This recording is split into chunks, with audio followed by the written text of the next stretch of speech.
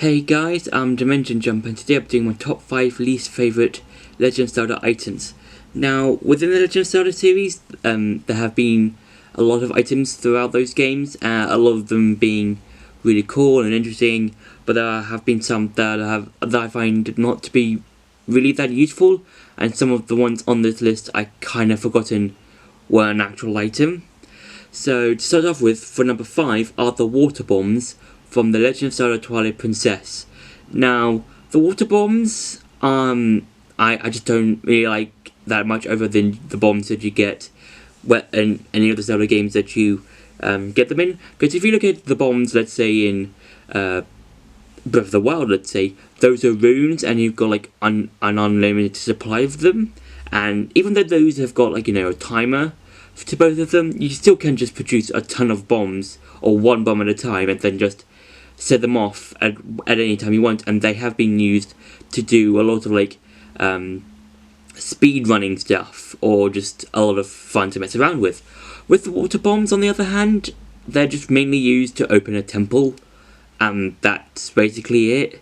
The only other times that you might want to use the water bombs are probably for rocks in certain areas underwater that might hold several rupees, but apart from that, the water bombs aren't really that useful. The only way that they could have been better applied to the game is that if once you've got one out, you could sort of aim it, kind of like how you did with the Gale Boomerang in the game, in which with the Gale Boomerang you could hit multiple targets, but with the water bombs you could, if it was improved, you could have hold it before you threw it, aim the target, throw the water bomb, and then it could swim all the way to the area that you've chosen to blow up. That could have been a minor improvement to the water bombs, but apart from because they didn't have that sort of element, I just find them really boring and really not that useful.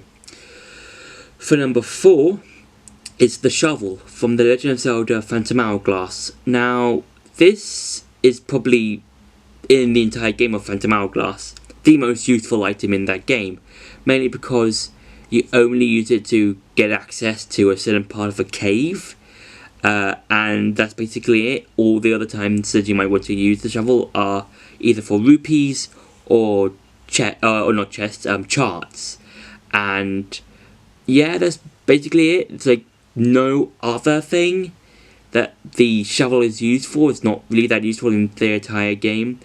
It's only used to create a hole in part of an island that you find the shovel in, and yeah, it's really not that memorable in my opinion. It's probably not that great an item. For number 3 is the fishing rod from the Legend of Zelda Twilight Princess. Now, this is a similar thing to the shovel in terms of it's not really that memorable.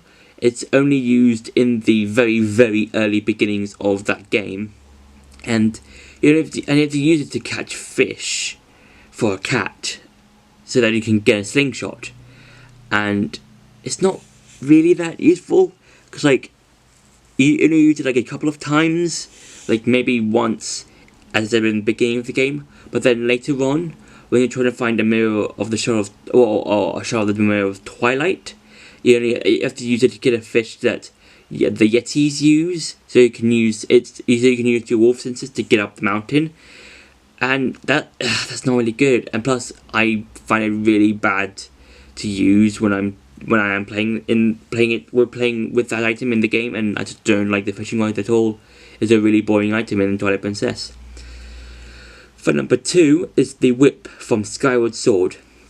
Now, what I don't like about this item is like it had its uses, like in the temple that it's used in, that being the ancient cistern, and also in the boss fight with Clock Toss. I do like it. I only like it with the fight with Clock Toss, but it's barely used outside of its own dungeon.